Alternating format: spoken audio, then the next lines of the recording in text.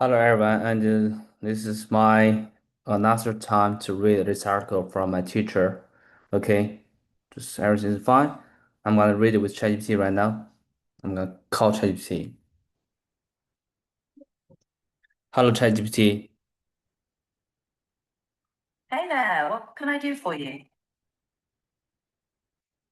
Okay, I just want to, yeah, I'm reading article. Okay, so if there's any pronunciation accent, like I don't want, I did not pronounce correctly, and you can correct me. Okay. Yes, sure. Just go ahead and start reading, and I'll give you a heads up if anything's Yeah, wrong. yeah, yeah. Okay, sounds cool. And that article is about you know what it is, right? So I've been reading that for many times. Mhm. Okay, okay, great. Getting fast thinkers to slow down in utopia. Try solving this simple problem with your students. A bat and a ball together cost $110. The best $1.10. Yeah, $1.10. Okay. Thank you. $1.10. The bat costs $1 more than the ball. How much does the ball cost? Good. Keep going. Okay, good. Most will respond quickly that the ball must cost 10 cents. That's incorrect. The ball costs 5 cents. Tiny tweak. The ball costs 5 cents. Smooth the saving costs.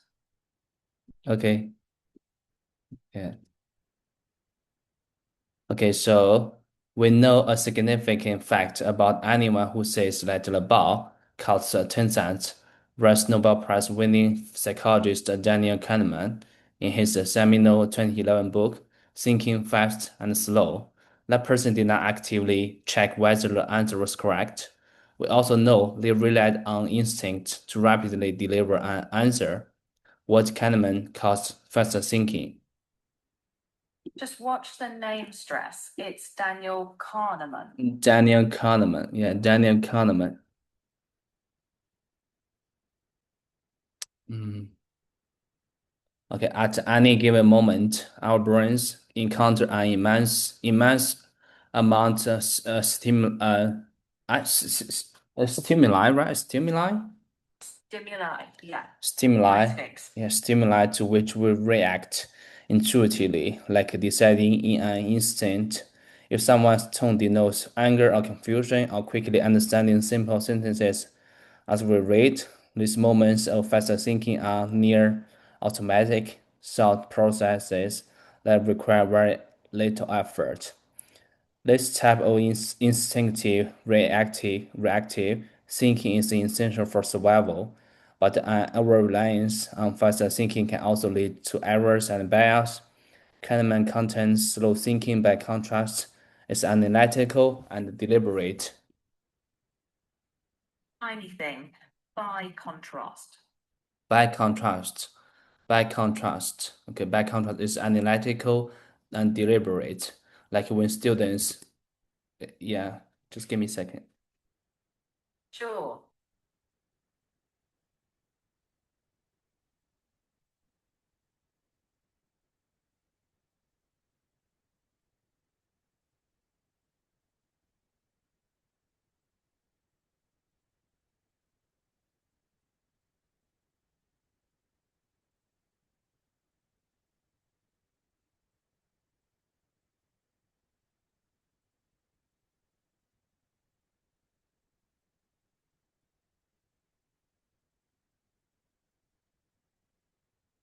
Okay, let's go ahead.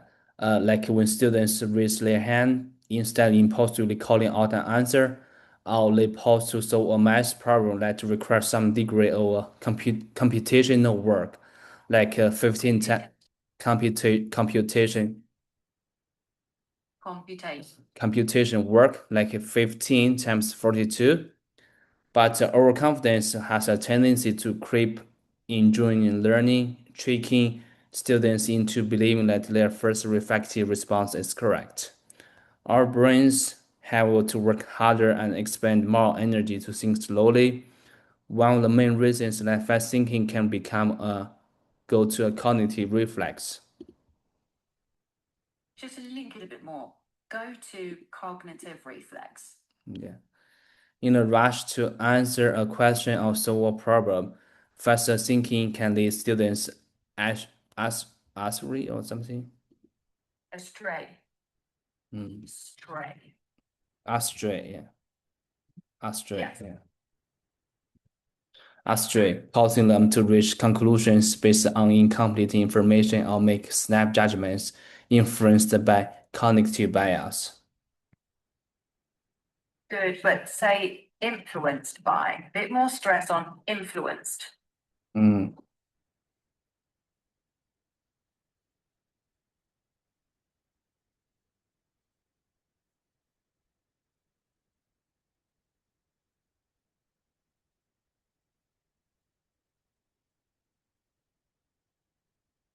Teaching students how the brain is wired for decision making is an important part of creating conscious learners who can develop nuanced options and make smart,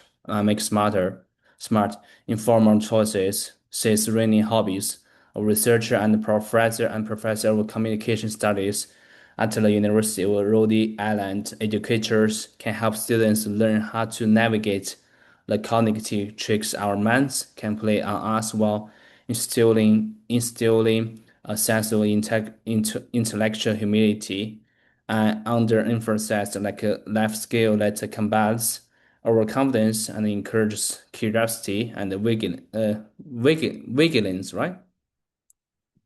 Vigilance. Vigilance. Yes. Vigilance. Vigilance when faced with new information or uncertainty. Let awareness propose intellectual curiosity while also leave them with an appreciation for what they don't know, Hobbies says. Harvey's. Soft stress on the first syllable. Harvey's. Yeah, yeah, yeah. Yeah.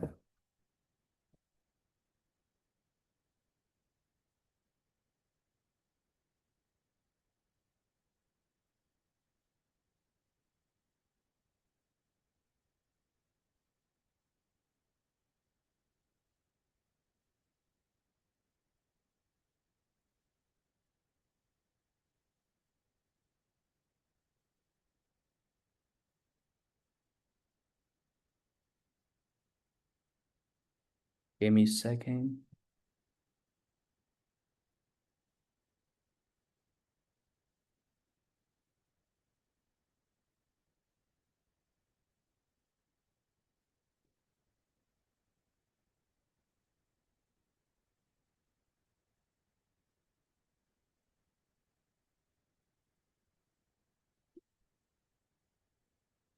47454. Okay. Why?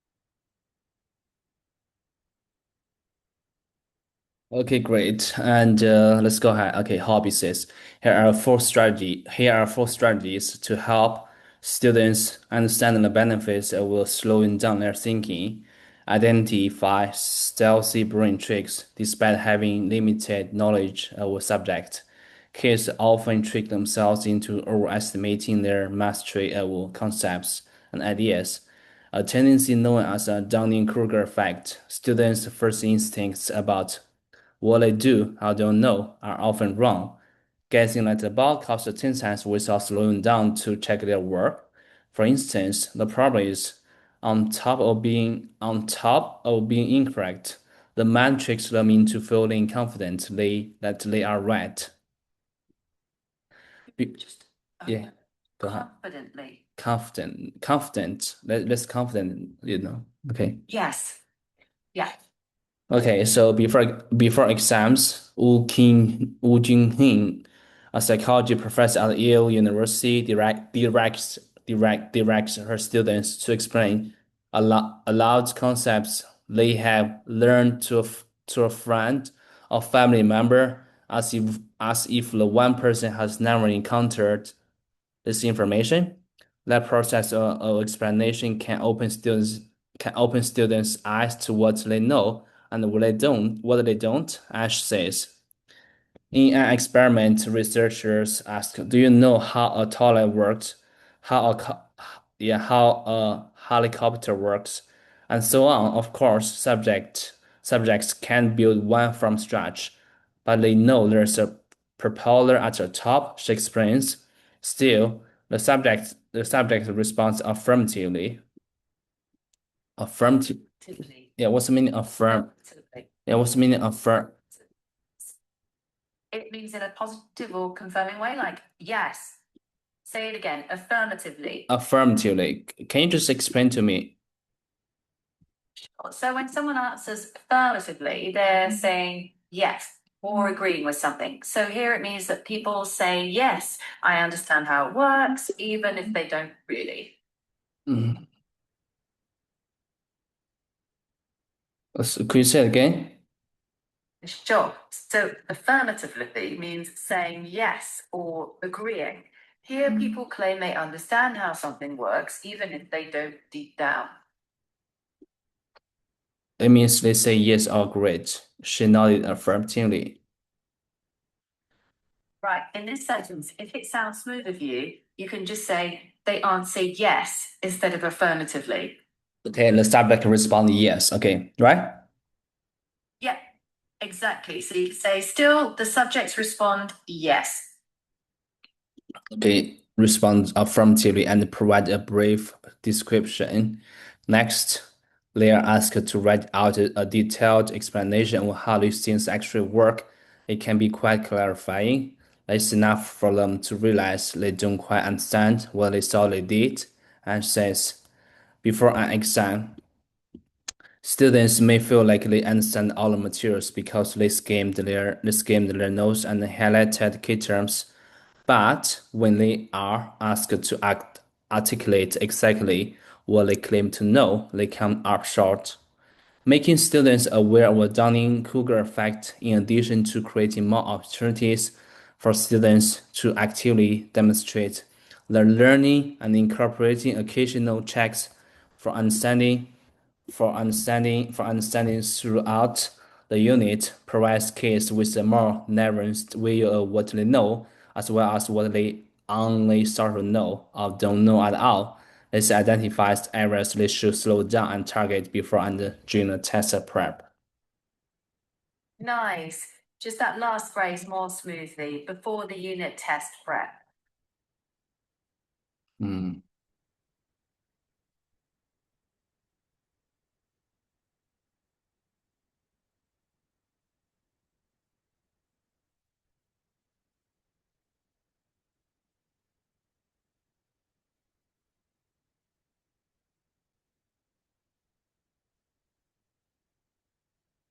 Concept to students' own lives, being able to recognize examples of cognitive bias in their own lives. Hobbies says put students on path toward making better, more strategic choice.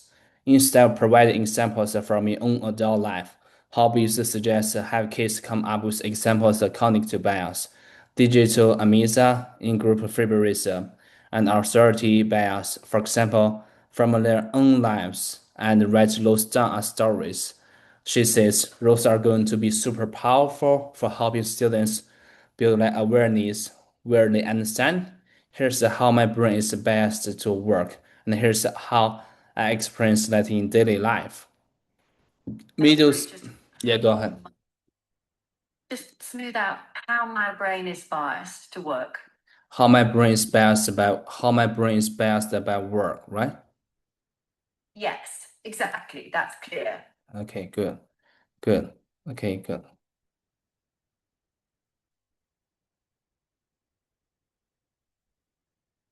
Okay, and where am I? Okay, so how I experienced Latin in daily life. Middle school history teacher John Dean Mattox used the golf or token incident to illustrate real-world confirmation bias.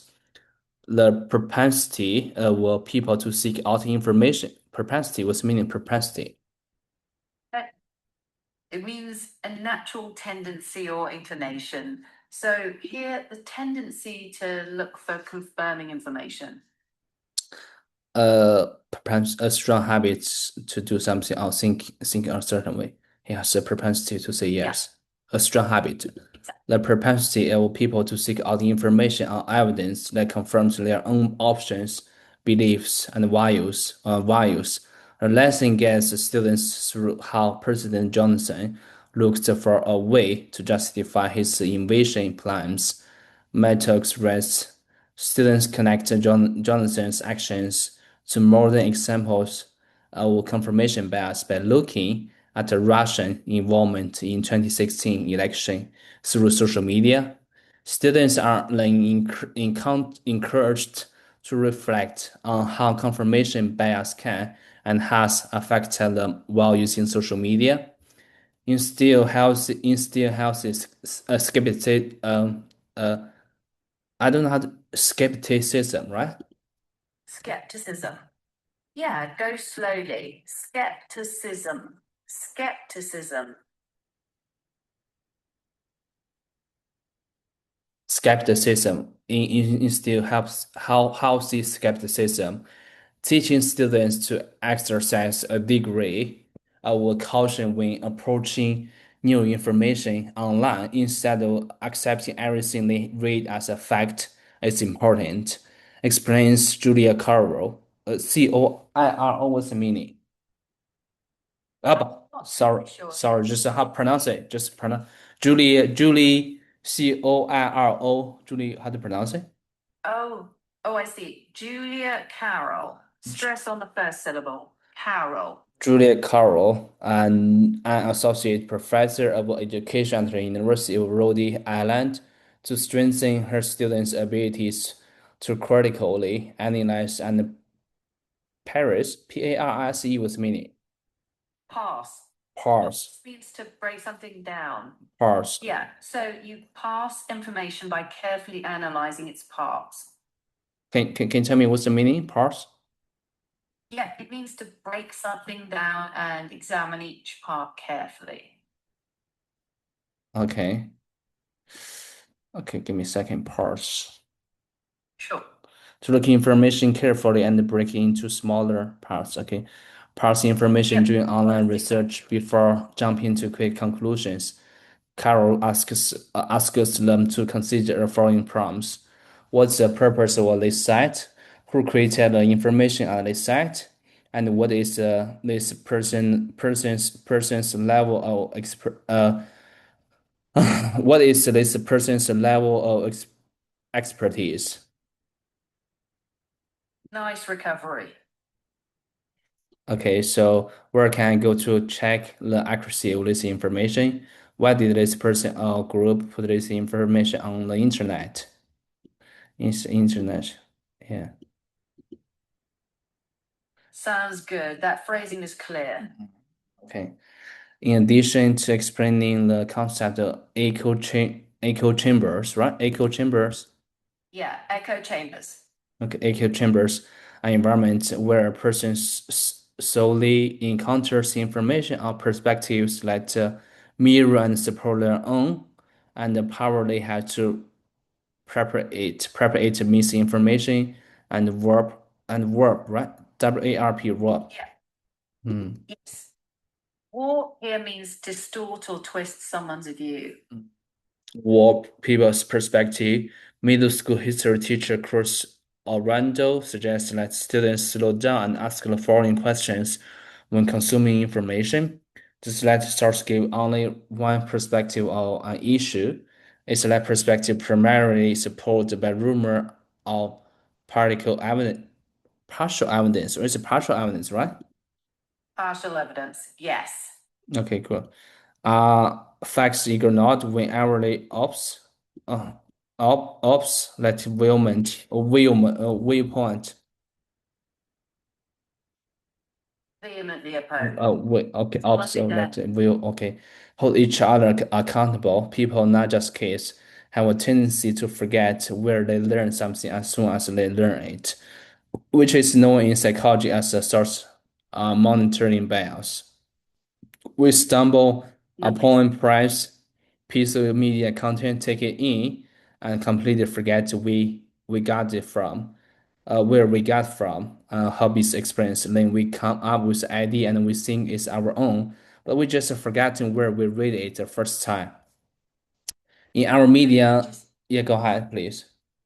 just watch the tense. We just forgot where we read it. We just Not forgot where we read yeah, it. Okay, we just forgot. But here's we just forgotten where we read it. right. Yeah, just we forgot where we read it. Okay, so in our media, saturated, what's that? Saturated. Say saturated. Saturated. In our media, saturated culture, this has a serious negative impacts. And in the classroom, it can even lead to an indirect, I don't know how, give me a second. Inadvertent. Plagiarism. Inadvertent plagiarism, right? Close. Inadvertent. Inadvertent, Inadvertent in, plagiarism. inadvertent plagiarism. While educators can recommend that the students pay more attention to the source in the first place, that won't solve the problem entirety. To encourage slow thinking when someone shares a fact they have read, heard, or seen somewhere, hobbies suggest encouraging students to ask the person, where did you hear that from? In an attempt to connect the piece of information to its original source, instead of simply accepting it without question. There's a big difference between something a student read in New York Times article versus a conspiracy theory video on YouTube. It's important for students to learn that these cognitive biases aren't things that we have to figure out on our own. We can help each other, help businesses, rely on other people to help you slow down by asking you questions about the basis of your beliefs, or how and why you came to have certain attitudes and values. Nice.